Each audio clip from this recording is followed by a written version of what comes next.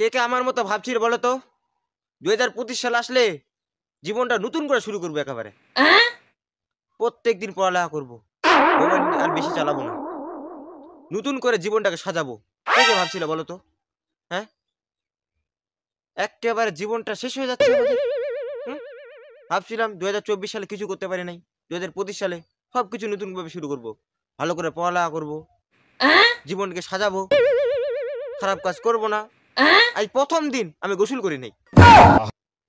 কে আমার মতো আছে বলো তো? ঠান্ডা করতেছে ভাই, গোসল করা যায়?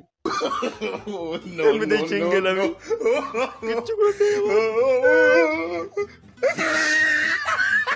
যাই হোক, আজকে প্রথম দিন, আজকে ভুল হয়ে গেছে।